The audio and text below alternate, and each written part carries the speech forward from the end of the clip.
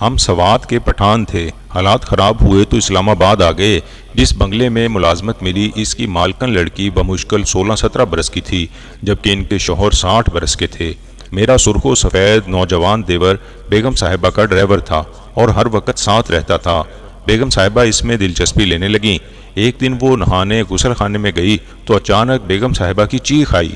میرے دیور نے معزز سامعین و ناظرین، کہانی میں آگے بڑھنے سے پہلے آپ کو یاد دلاتے چلیں کہ چینل سبسکرائب کر دیں تاکہ مزید کہانیاں بھی آپ تک پہنچتی رہیں۔ شکریہ۔ جب میری شادی ہوئی دیور امیر مقام 9 سال کا تھا۔ ساس وفات پا چکی تھیں۔ میں نے اس کو اپنے بچوں کی طرح پالا۔ وہ بھی مجھے بھابھی کی بجائے آپا کہتا تھا۔ خدا نے مجھے 2 بیٹوں سے نوازا تھا۔ شوہر مکینک تھے، اچھا کما لیتے تھے۔ ہمارا گزارا ٹھیک ٹھاک ہو رہا تھا۔ امیر مقام جب 18 برس کا ہوا تو میں بیوہ ہو گئی۔ اللہ تعالیٰ نے ایک ناگہانی حادثے میں میرے جیون ساتھی کو ہم سے ہمیشہ کے لیے جدا کر دیا اور ہم سوات سے اسلام آباد آ گئے۔ ان دنوں ہمارے علاقے کے حالات خراب تھے، روزگار کا ملنا محال تھا۔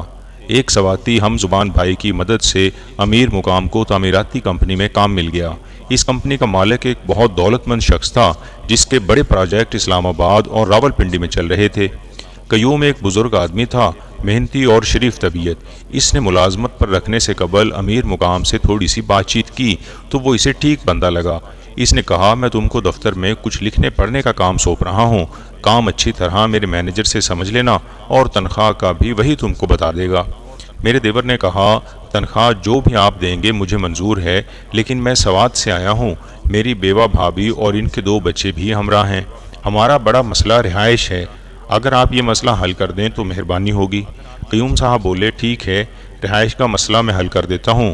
ہمارے بنگلے میں ایک سرونٹ کوارٹر ہے، تم اپنی بیوہ بھابھی اور بچوں کے ساتھ وہاں رہائش اختیار کر سکتے ہو۔ قیوم صاحب نے جب ہماری داستان حیات سنی، از راہ ہمدردی انہوں نے امیر مقام کی تنخواہ بھی معقول مقرر کر دی۔ وہ میٹرک پاس تھا، مزدوری کے بجائے اس کو دفتر کا کام دے دیا۔ امیر مقام نے جب یہ خبر مجھے سنائی کہ صاحب کی کوٹھی کے سرونٹ کوارٹر میں ہماری رہائش کا بندوبست ہو گیا ہے تو میں کھل اٹھی۔ جلدی سے بیگ میں بچوں کے کپڑے رکھے، امیر مقام اور رحیم بھائی کے ساتھ ہم کوٹھی پر پہنچ گئے۔ بیگم کو قیوم صاحب فون کر چکے تھے، لہٰذا انہوں نے اچھی طرح ہم سے بات کی اور امیر بھائی سے کہا کہ تم جاؤ کام پر، کوارٹر میں ان کے حوالے کر دوں گی۔ جب میں نے کوارٹر میں قدم رکھا تو میرا دل باغ باغ ہو گیا۔ 2 کشادہ کمرے، صاف ستھرے اور عمدہ بنے ہوئے، غسل خانہ اور ایک باورچی خانہ بھی ملحقہ برآمدے میں بنا دیا گیا تھا۔ چولہا، چوکی، چارپائیاں، بستر، غرض ہر شے میسر تھی۔ اللہ تعالیٰ مسبب الاسباب ہے، اس نے ہمارے رہنے کا بہت اچھا بندوبست اتنی جلدی کر دیا کہ میں شکر ادا کرتے نہ تھکتی تھی۔ ایک روز بعد بیگم صاحبہ نے مجھے بلا کر کہا، تمہارا نام کیا ہے؟ میں نے کہا، میرا نام ختیجہ بی بی ہے۔ امیر مقام جو میرا دیور ہے وہ مجھے آپا بی بی کہہ کر بلاتا ہے۔ وہ کہنے لگیں، بہت اچھی بات ہے، میں بھی تم کو آپا بی بی کہوں گی۔ دراصل میں اکیلی ہوں، اس وجہ سے میرا جی گھبراتا ہے۔ تم میرا کام کرو گی تو کھانا اور تمہاری الگ تنخواہ تم کو مل جائے گی اور میری تنہائی بھی دور ہو جائے گی۔ بچوں کو پڑھانا چاہو تو ہم ان کو سکول داخل کرا دیں گے۔ اس سے اچھی اور کیا بات ہو سکتی تھی؟ مجھے کام مل رہا تھا، تنخواہ اور کھانا بمائے رہائش، سبھی مسئلے حل ہو رہے تھے۔ شام کو جب امیر مقام کو چھٹی ہوتی وہ بھی آ جاتا۔ امیر مقام کی تنخواہ صاحب نے معقول رکھی تھی۔ سفر وسیلہ ظفر کے مصداق میں اسلام آباد آ جانے پر بہت خوش تھی۔ یہاں ہماری قسمت کھل گئی تھی۔ میں نے ان کا گھر سنبھال لیا، کھانا بنانا، کپڑے استری کرنا اور ہر وہ کام جو وہ کہتی بخوشی سلیقے سے کر دیتی۔ وہ مجھ سے بہت خوش تھیں، کہتی تھیں، تم جیسی ملازمہ قسمت والوں کو ملتی ہے، واقعی تم اچھے گھر کی ہو تبھی تمہاری عادتیں اچھی ہیں۔ میں نے بتایا، بیگم صاحبہ، میرے والد کا سوات میں سیبوں کا باغ تھا اور میرے خامد اور سسر بھی پہلے سیبوں کے تاجر تھے۔ سسر اور والد صاحب کی وفات ہو گئی، ہمارے سیبوں کے باغ اجڑ گئے، مجبوراً ہم کو در بدر ہونا پڑا۔ اللہ تعالیٰ کی طرف سے انسانوں پر آزمائش آتی ہے، بس اللہ پاک ہمیں ثابت قدم رکھے اور ہر وقت شکر کی توفیق عطا کر دے۔ وہ میری باتوں سے بہت متاثر ہوئیں، مجھ سے عزت سے پیش آتی۔ میں 5 وقت نماز پڑھتی، صبح تلاوت کرتی۔ وہ کہتی، میں نماز پڑھنا بھول گئی ہوں، مجھے سکھاؤ تاکہ میں بھی پڑھوں، نماز سے سکون ملتا ہے۔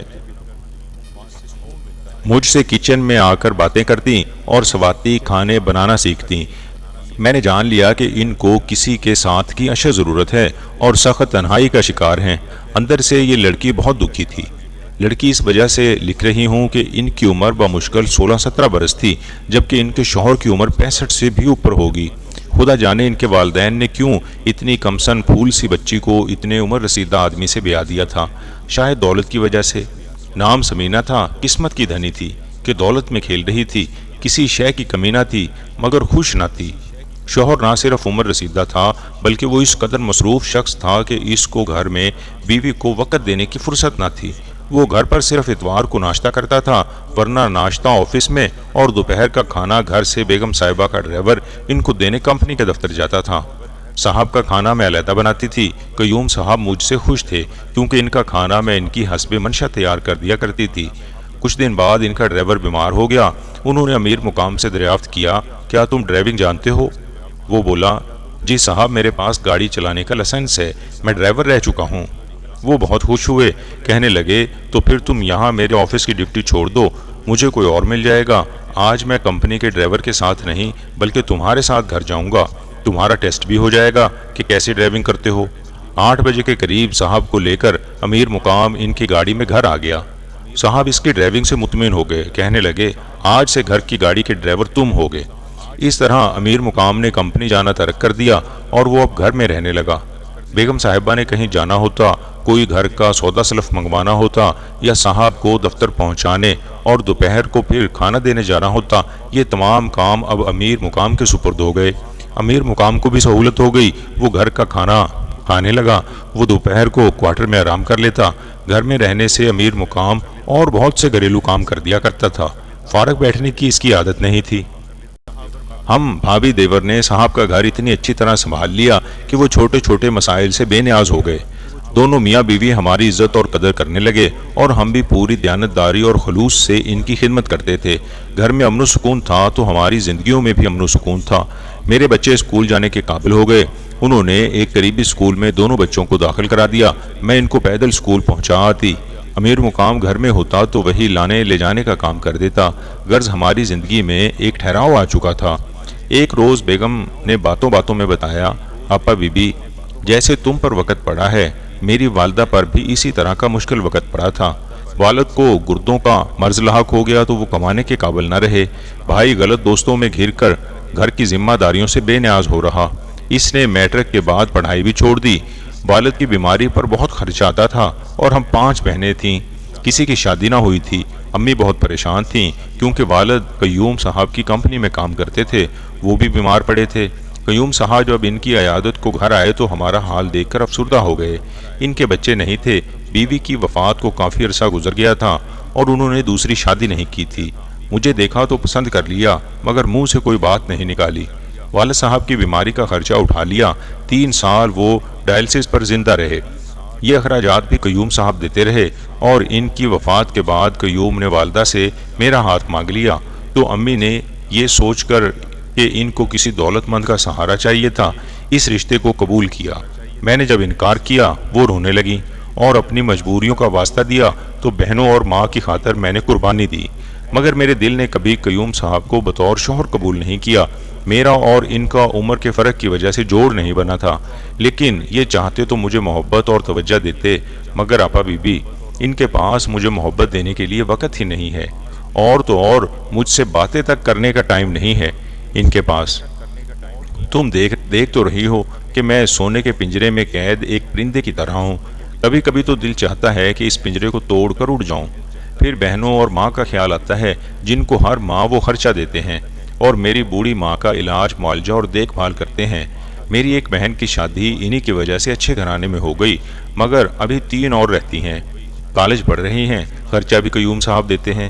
ایک میری قربانی کے بدلے انہوں نے کتنی زندگیاں بنا دی ہیں، یہی سوچ کر سمجھوتے پر دل کو راضی کر لیا ہے، ورنہ میں تو کسی سے بات کرنے کو ترستی تھی۔ بیگم صاحبہ کی باتیں سن کر مجھے بہت افسوس ہوا۔ وہ اتنی خوبصورت تھیں کہ ان کا جیون ساتھی، ان کا ہم عمر کوئی خوبصورت شہزادہ ہونا چاہیے تھا، مگر واہری قسمت کہ ان کی تقدیر میں بوڑھا بادشاہ لکھا گیا تھا۔ قیوم صاحب عمر رسیدہ تھے مگر دل کے بادشاہ تھے۔ وہ کئی ضرورت مندوں کے کام آتے، خدا ترس تھے، مگر اس قدر اپنے پیشے سے انہماک تھا کہ ان کو اس بات کا بھی احساس نہ تھا کہ انہیں کچھ وقت اپنی کمسن بیوی کے لیے بھی نکالنا چاہیے۔ جب سے امیر مقام گھر میں آیا تھا، میں نے محسوس کیا کہ بیگم خوش رہنے لگی ہیں۔ وہ اب میرے دیور میں کچھ اس طرح دلچسپی لیتی تھیں کہ میرا دل آنے والے کسی خطرے کے ڈر سے دھڑکنے لگتا تھا۔ اسے بہانے بہانے سے بلا کر باتیں کرنے لگتی۔ امیر مقام بہت خوبصورت، سرخ و سفید رنگت والا، صحت مند اور قداور نوجوان تھا۔ شاید بیگم صاحبہ کے تصورات میں ایسا ہی کوئی حسین رنگ و روپ والا اور قد و قامت والا نوجوان آئیڈیل رہا ہوگا کہ وہ میرے دیور کو حسرت سے تکنے لگتی تھیں، یہاں تک کہ امیر مقام کی پیشانی پر پسینہ آ جاتا تھا۔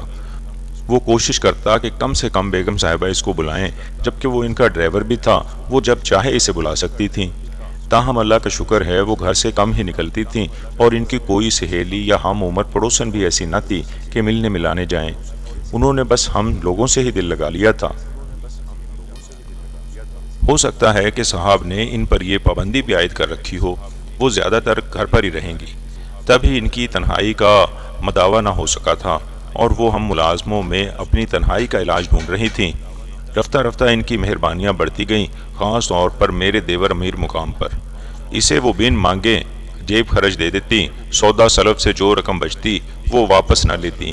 تنخواہ کے علاوہ اتنی مراعات کہ ہماری ساری تنخواہ بچی رہتی تھی۔ سردیاں آ گئیں تو دن چھوٹے ہو گئے، رات جلد ہو جاتی، صاحب اور دیر سے گھر آنے لگے، تب وہ ہمارے کوارٹر میں آ کر بیٹھ جاتی، انگیٹھی جلانے کو کہتی، پھر ہمارے درمیان بیٹھ کر مزے مزے سے ہاتھ تاپتی، کہتی جب تک صاحب نہیں آ جاتے تم لوگ مجھ سے باتیں کرو۔ بیٹھتی وہ امیر مقام کے کمرے میں تھی، انگیٹھی بھی وہیں رکھی ہوتی تھی۔ مجھ سے کہتی کہ بچوں کو سلا کر آ جانا، بچوں پر لحاف ڈالا ہوا ہے، اس لیے انگیٹھی ادھر نہیں رکھی، ورنہ کمرے میں گیس بھر جائے گی۔ میں بچوں کو سلا رہی ہوتی، وہ امیر مقام کے ساتھ باتیں کرتی اور کہتی باتیں کرنی نہیں آتی تو اپنے بچپن کی کوئی کہانی سناؤ۔ جب تک بچے سوتے میرا دیور بیچارہ گاؤں کے قصے ادھر ادھر کی باتیں کرتا رہتا۔ ایک دن وہ نہانے غسل خانے میں گئیں تو دھڑام سے گرنے کی آواز سنائی دی۔ امیر مقام برآمدے میں بیٹھا اپنی سائیکل صاف کر رہا تھا، جبکہ میں کچن میں تھی۔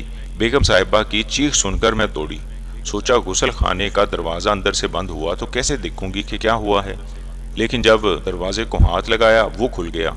سوچا کہ شکر ہے انہوں نے لاک نہیں کیا تھا۔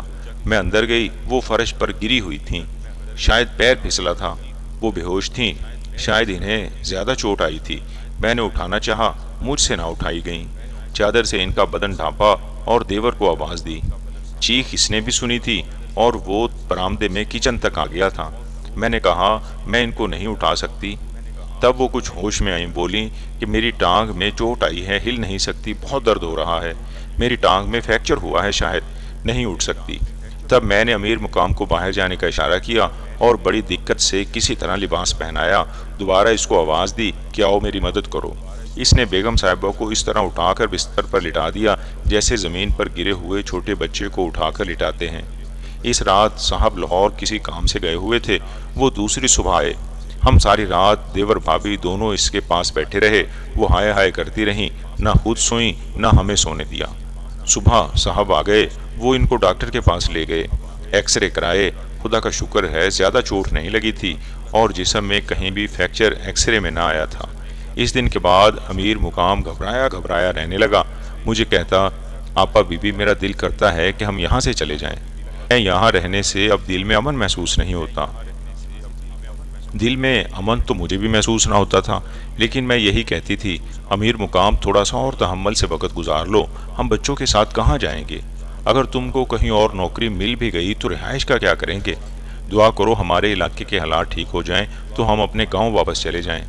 اس دن کے بعد وہ اکثر کہتی اگر اس دن تم لوگ نہ ہوتے تو شاید میں مر ہی جاتی، اے کاش میں تم لوگوں کے گھر کا فرد ہی ہوتی۔ ایسے عیش و آرام سے کیا حاصل جو گھر محبت کی مٹھاس سے خالی ہو، سر سے پیر تک بھی تمہارے صاحب مجھے سونے سے بھی لاد دیں تو وہ میرے کسی کام کے نہیں ہیں۔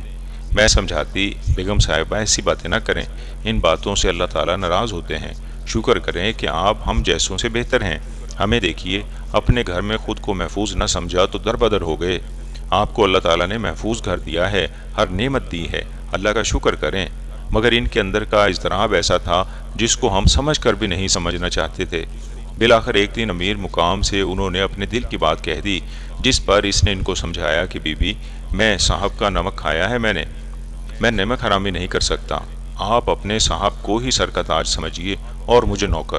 میں آپ کا در کا ملازم ہوں، آپ اپنا مقام نہ بھولیے اور نہ میں اپنی اوقات بولوں گا، اسی میں ہماری بھلائی ہے۔ ان کا دل ٹوٹ گیا۔ کچھ دن بجھی بجھی رہیں۔ میں نے پوچھا، بیگم صاحبہ کیا بات ہے، آپ کچھ ناراض لگتی ہیں، کیا ہم سے کوئی خطا ہو گئی ہے؟ کہا، نہیں آپا بی بی، میں تو آپ کی بہت عزت کرتی ہوں، آپ پر اعتبار ہے مجھے۔ میں نے جواب دیا، اگر اعتبار ہے تو پھر مجھے بتا دیجئے کہ آپ کیوں ایسی بجھی بجھی ہیں؟ کچھ جھجکتے ہوئے انہوں نے کہا، میں قیوم کے ساتھ نہیں رہنا چاہتی، یہ ضرورت کی شادی تھی، میں اس کو توڑنا چاہتی ہوں، تم لوگ میرا ساتھ دو، طلاق لے کر میں ماں کے گھر نہیں جا سکتی، ورنہ میری بہنوں کے گھر خراب ہوں گے۔ میں چاہتی ہوں قیوم سے طلاق لے لوں اور امیر مقام سے شادی کر کے دلی خوشی کے ساتھ گھر بناؤں۔ اس کی یہ بات سن کر میں بہت زیادہ پریشان ہو گئی۔ میں نے کہا، ایسا ممکن نہیں ہے، آپ اپنا گھر آباد رکھیں۔ خدا کا شکر کہ انہی دنوں صاحب کو بیرون ملک جانا پڑ گیا اور میرے بڑے بھائی کا فون آ گیا کہ تم لوگ فوراً بنو پہنچو، کیونکہ بڑے چاچا کا انتقال ہو گیا ہے۔ ہم کو جانے کا بہانہ مل گیا اور صاحب لوگ بھی کچھ دن بعد انگلینڈ چلے گئے۔ یوں اللہ تعالیٰ نے ہم غریبوں کی بھی عزت رکھ لی اور ان امیروں کی بھی، جنہوں نے برے وقت میں ہم کو سہارا دیا، چھت دی، حلال روزی کا وسیلہ بنے۔ نہ وہ ہم سے دل برداشتہ ہو کر گئے اور نہ ہم ان سے شرمندہ ہوئے۔ میں خدا سے یہی دعا مانگتی تھی کہ اے خدا، ہماری عزت رکھنا، ہم کو اس عمر کی توفیق نہ دینا کہ ہم کسی سے بددیانتی یا غداری کریں، خاص طور پر اپنے محسنوں سے۔ اللہ تعالیٰ نے ہماری سن لی۔ دعا ہے بیگم صاحبہ بھی جہاں ہوں خوش رہیں، کیونکہ خوشی اور غم بانٹنے والی تو اللہ تعالیٰ کی ذات ہے، لیکن بیٹی کا رشتہ کرتے وقت ماں باپ کو یہ ضرور سوچنا چاہیے کہ رشتوں میں عمروں کا اتنا فرق نہ ہو کہ بیٹی عمر بھر سچی خوشی کو ترستی رہے۔ کہانی پسند آئی ہے تو آپ چینل سبسکرائب کر کے آئندہ بھی سچی سٹوریاں حاصل کر سکتے ہیں۔ شکریہ۔